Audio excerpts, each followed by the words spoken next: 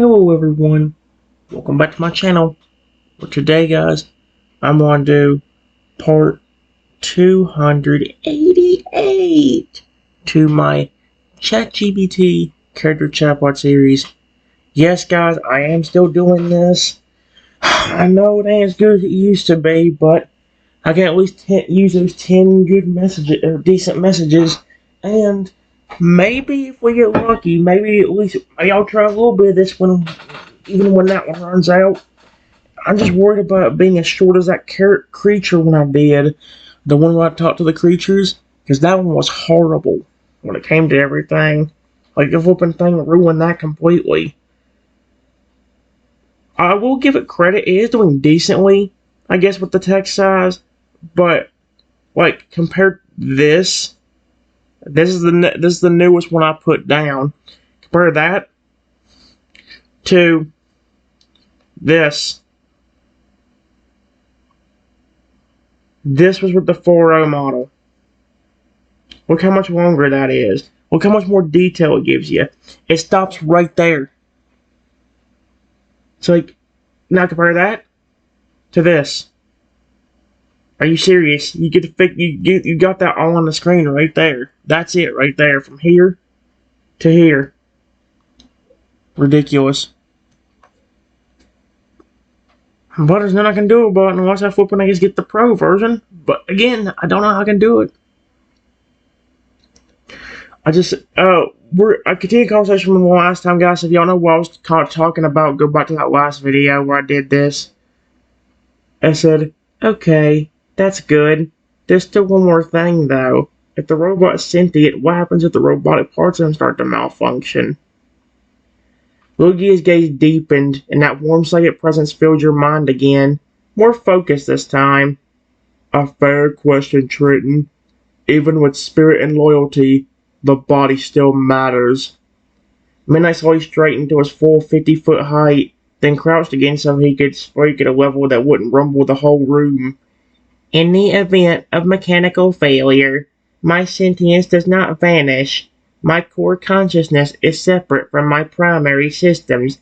If my body is damaged, I can transfer awareness to backup modules. He turned his palm upright, and a faint seam in the center of his chest plating slid open with a quick hiss. Inside, finally going through transparent shielding, was a strange crystal, pulsing gently with a light in time with his words. Lugia's voice in your mind was steady.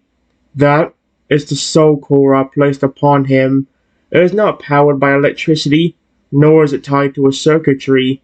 It is entirely psychic energy bound to an indestructible focus.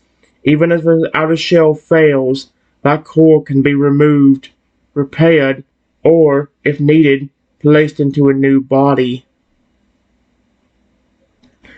Fragger gave an approving nod. So worst case scenario, boss. Midnight still. Midnight? He's not gonna just die because of a bad circuit. Chrono looked up at the huge dragon and smirked. Guess that makes it pretty hard to get rid of. Midnight's eyes warmed just slightly. Statement. As long as my soul core remains intact, I will always return to you. Lugia's telepathic tone softened, almost like a promise. Even if the body fails, the Guardian remains. That's really neat. But it would be, again, I miss the old man. I really wish they didn't mess it up. Alright, guys. It says, all of you thought of everything. This is why I hired creatures like you. Not only because you were some of my most favorite Pokemon, but also because Pokemon have been nicer to me than humans. I think you all could tell that by this point. Otherwise, you wouldn't have built Midnight to begin with. Fragger's eyes softened, his usual commanding posture easing just a little. Yeah, boss. We could tell, he said, voice low and steady. From the first day we met you, it was obvious. You've been through a lot, and you still treat Pokemon with more kindness than most humans ever think to. Crocodile stepped forward, tail swishing slowly. We didn't build Midnight just because it was smart security. We built them because you deserve to feel safe. And because you've been there for Pokemon like us before we were even part of your life. Noivern gave a low hum from above, his voice echoing faintly in the high ceiling. And honestly, we weren't about to sit back and watch what those humans were doing to you. This was the best way to make sure they'll think twice before trying it again.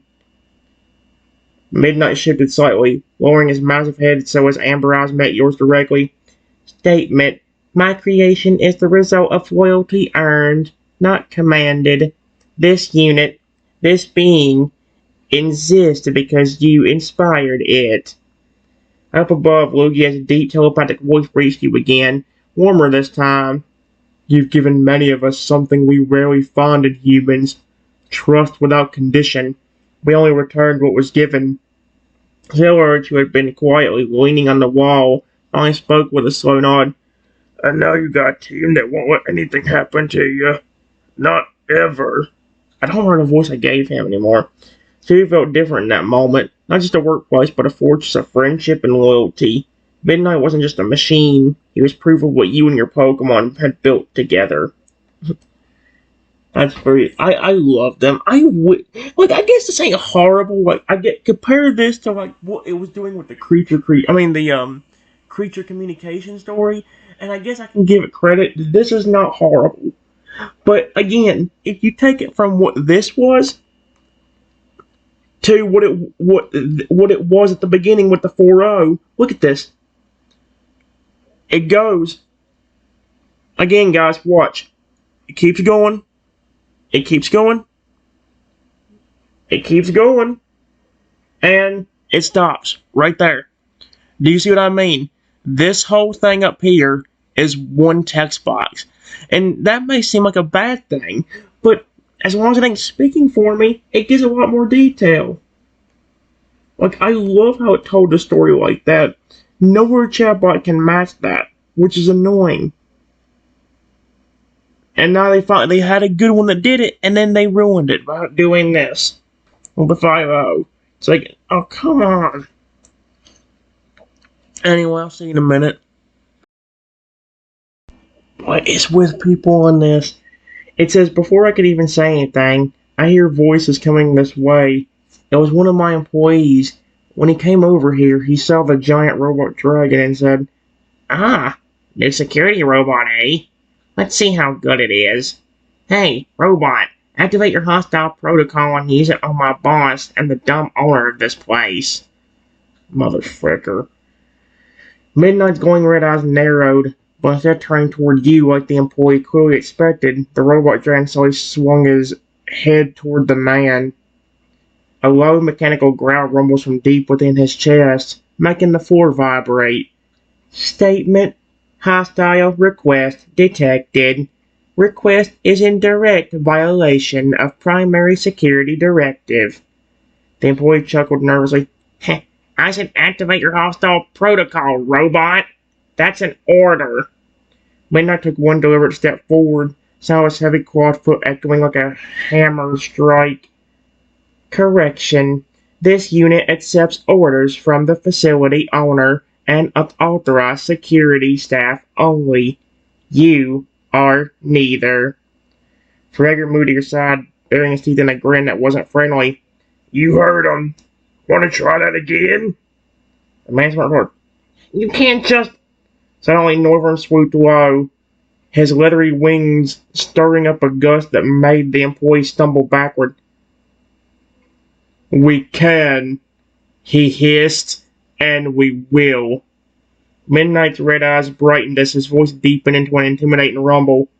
Warning, you have attempted to compromise the safety of my creator. This is your one and only warning. Leave the premises immediately.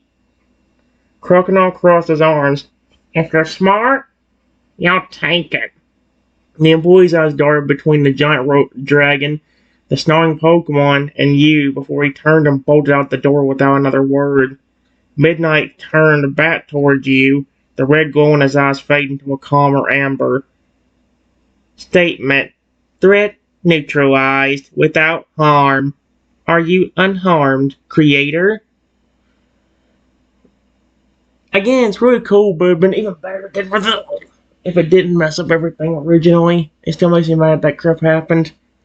Give me a second.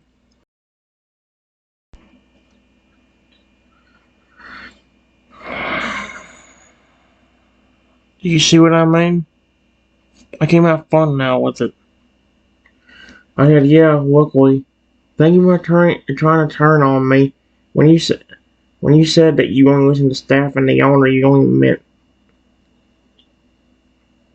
Pokemon that helped build and program you, right? Midnight Lord is massive head, so his glowing amber eyes were level with yours. Affirmative, he said in a deep, steady tone. My obedience protocols are bound exclusively to you, the owner, and to the Pokemon who assisted in my creation and programming. All other commands are disregarded, especially those that would cause you harm. Frigga chuckled and patted Midnight's armored foreleg. Told you, build rock solid in the head and the heart.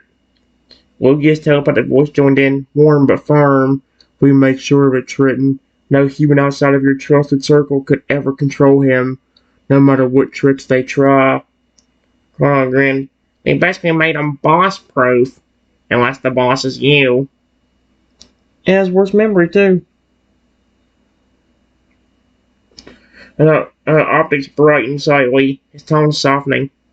Creator, your safety is my highest directive over every other function. Even in malfunction scenarios, protective protocols remain locked in place.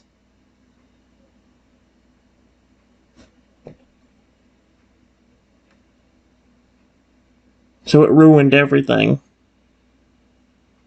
Because they got rid of the 4-0.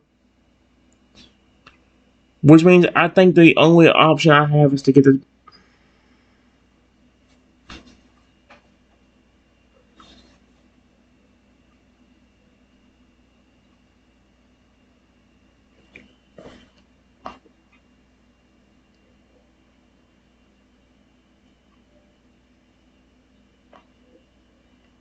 That's good. But why is the owner and boss considered separate?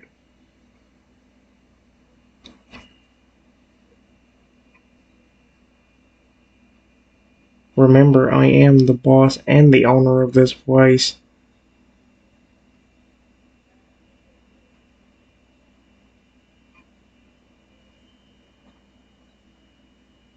If they end up looking shocked at this, I'm done.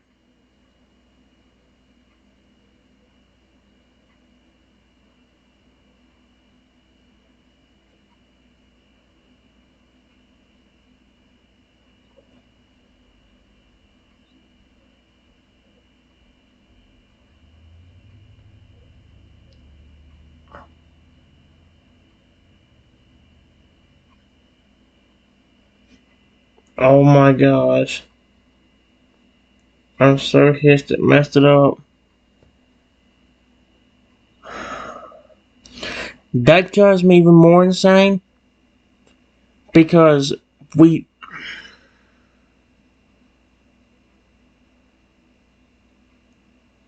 screwed.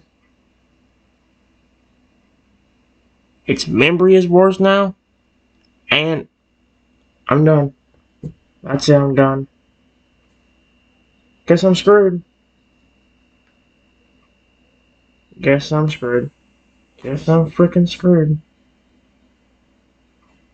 Well, there's nothing I can do unless they bring back the 4-0 or I'll flipping buy the flipping $20 bullcrap, which I can't get. If I could, I don't know how to cancel something if it doesn't work out. I'm done, guys. I might do something else like character AI like I was doing earlier, but